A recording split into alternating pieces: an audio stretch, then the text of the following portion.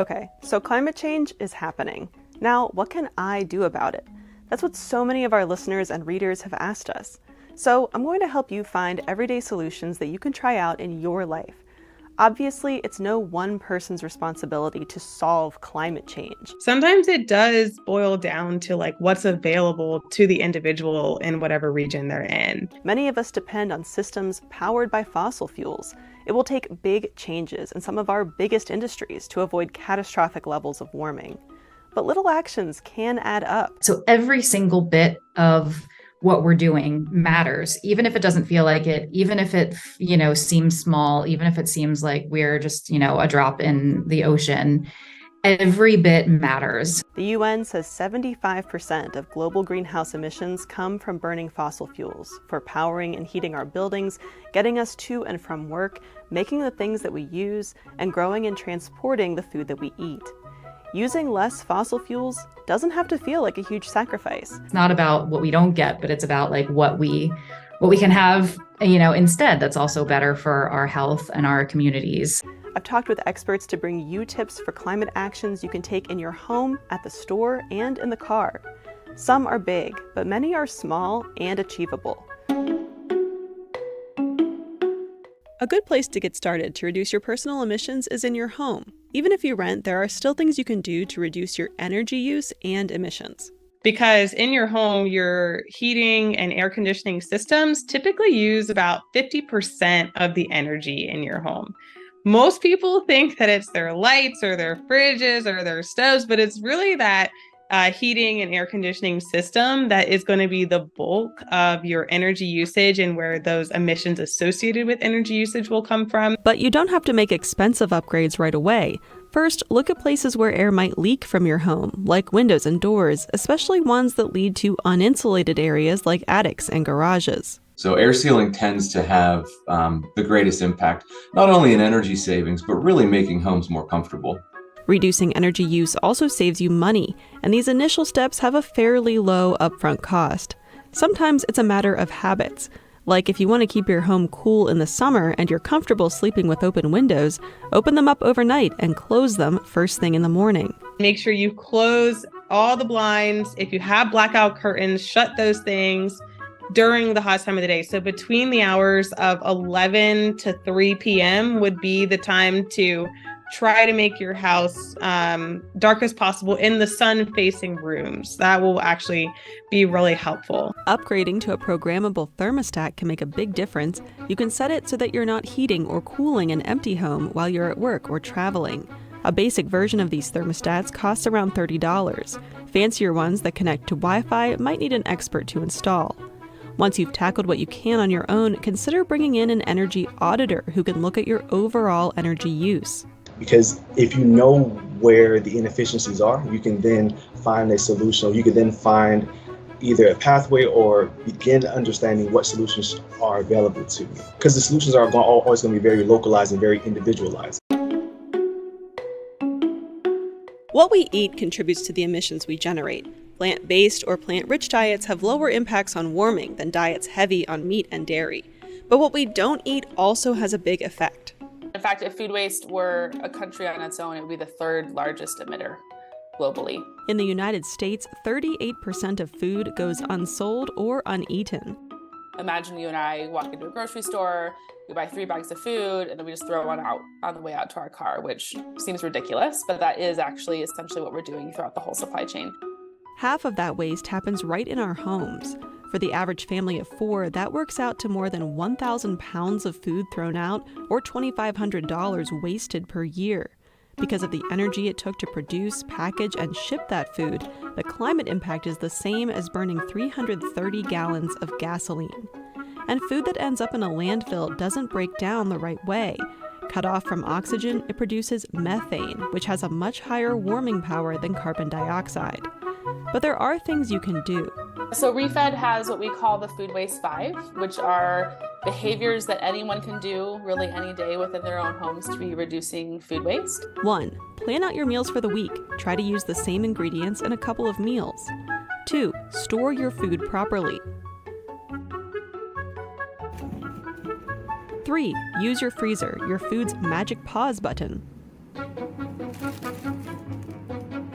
4. Learn what those dates mean, with a few exceptions, like for infant formula, these sell by, use by, best by dates are unregulated and sometimes arbitrary.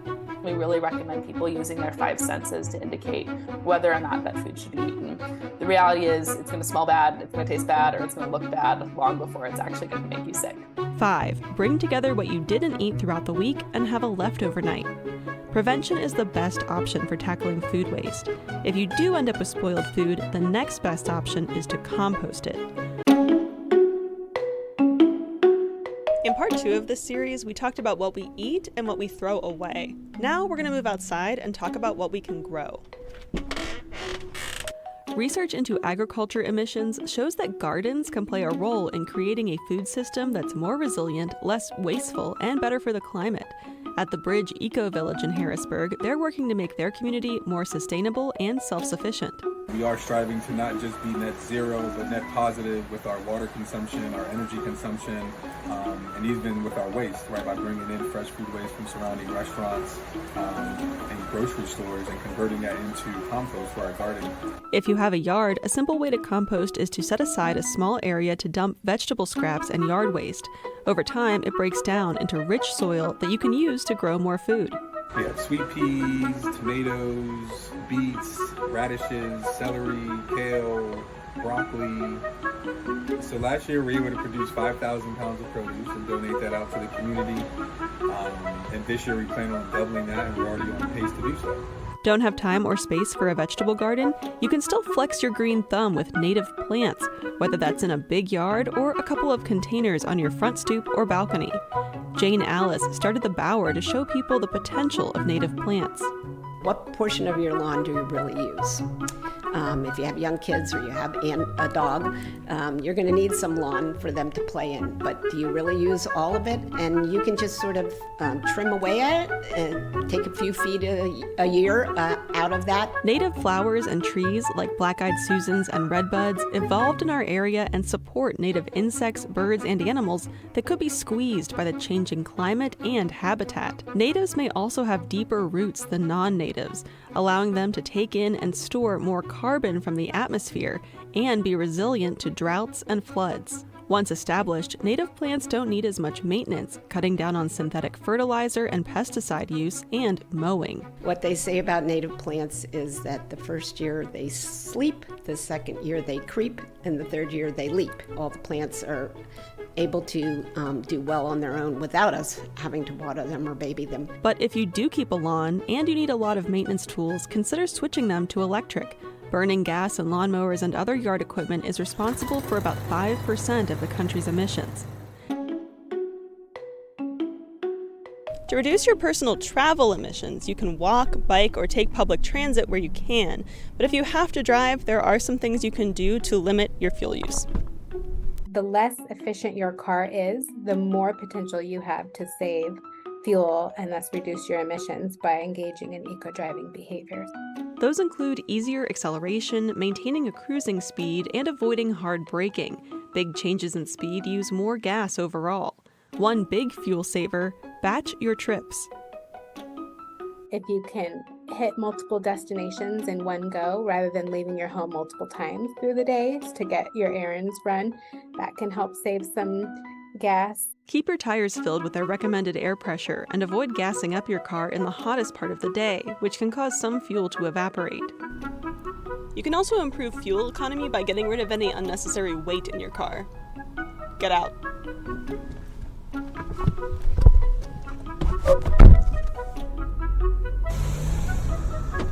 To help nudge yourself, see if your car has features that show your fuel economy.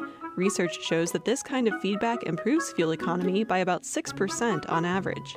You can use tools like Google Maps to show you the most efficient driving route, and the same goes for flights. Google can rank them by emissions. So if your preferred close airport only has flights with layovers, but you could drive a little further to maybe a bigger airport and get a nonstop flight, you're going to be reducing your emissions by a lot, even considering that car trip or bus trip, however you get to the further airport. What do you think? Are these habits worth it for the climate? Let us know and stay tuned for part 5. It takes energy and resources to make all the stuff that we buy, whether that's appliances, laundry soap, books, clothes, and even toys. The Union of Concerned Scientists estimates that the stuff we buy accounts for up to a quarter of our personal emissions. Project Drawdown and the UN recommend buying less plastics, clothing, and other goods as a top way to reduce your personal emissions. Elizabeth Bauer opened Refillism in York on Earth Day last year. It's a place where you can bring your container and fill it with household items like cleaners, dishwashing liquids, or beauty supplies like shampoos and conditioners, and you only pay for what you fill. Reusing containers saves the energy needed to recycle them and keeps them out of the landfill. We like to keep track of when people bring their bottles in to refill so we can have that quantifiable number we can look at to keep us motivated. People often think of recycling as a solution to waste, but plastic bottles can only be recycled so many times before they degrade, and many plastics, which are usually made from fossil fuels, end up in the trash. There are other R words that can help. Reduce is oftenly the R that is forgotten. So we have reduce, reuse, refill, rethink, recycle, but reduce is the most important one. So don't run out and buy a bunch of things that you think will make you more sustainable. Use what you already have. One place to start, try ditching paper towels for cloth ones. You might even have old clothes or bath towels that can be repurposed as cleaning rags. Be thoughtful about your purchases. Consider what you really need before clicking Add to Cart. Can I go to a consignment shop? Can I go thrifting? There are so many options. Really thinking through, do I need to buy something brand new? You can also try to repair things if they break and donate or sell things you don't need anymore to keep them in use.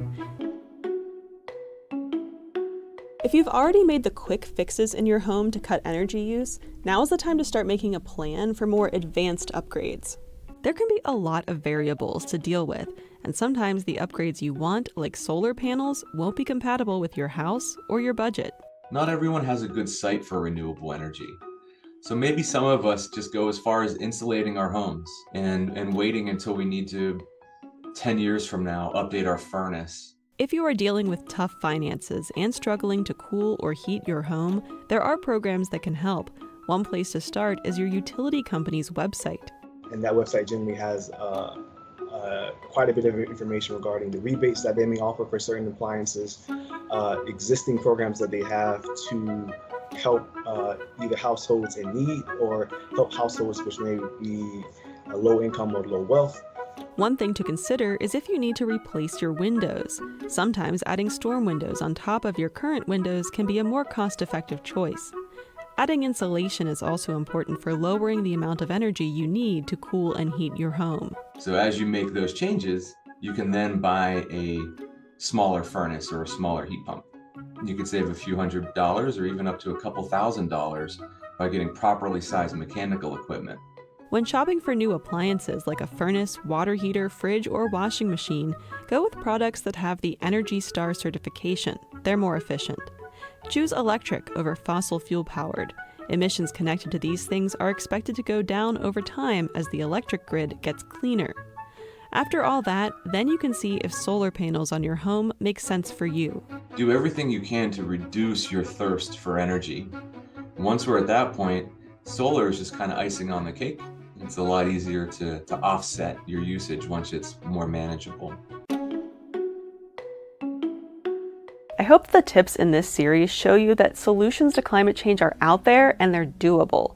But like I said before, no one person can solve climate change alone.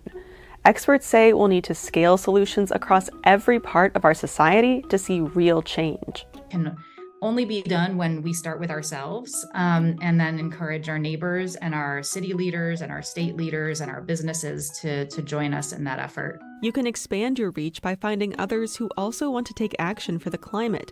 Talk about what you're doing with your family, friends, and coworkers. Find opportunities locally to either form teams or coalitions, people who do things together. I think that helps a lot with staying consistent. And by staying consistent with the team, then you create this synergy, right? And your whole community starts to gather around it. Start with what you know and are passionate about. While a medical student at Penn State Hershey, Natasha Sood co-founded Medical Students for a Sustainable Future with 7 other students across the country who wanted to integrate climate change into their training. And it was amazing because within 1 year, I think we hit almost 200 people. And I think that is just such a testament to the fact that we just tapped into this enormous network of young trainees who are deeply concerned about how climate change is impacting our patients. Sood was able to get an elective climate course added for Penn State students. Then she took a year off to develop climate resources for health education that's now housed at Columbia University. I think most importantly, it's been such a team effort. So there are a lot of people working on this with discrete tasks and discrete responsibilities that really helps keep moving it forward and keep scaling. Many changes will need policy behind them. I think that gets down to, voting for people who are going to take climate action, who take the climate crisis seriously. People across the political aisle don't agree on the urgency of climate change or the best way to address it. But problems associated with climate change can hurt people across the political spectrum. Solutions don't have to be partisan. All of my legislators where I live are Republicans, and I speak to them, and we have common ground on things like flooding, from the Susquehanna River, or farming, and how the climate impacts of those things. Whether you focus on changes at your workplace, your town council, or in state and federal law, a network of support can give you motivation and make the problems of climate change feel less overwhelming. That's it for now for our series on what you can do about climate change. Have you tried any of our tips? Let us know how they're working out and find more climate coverage at State Impact Pennsylvania.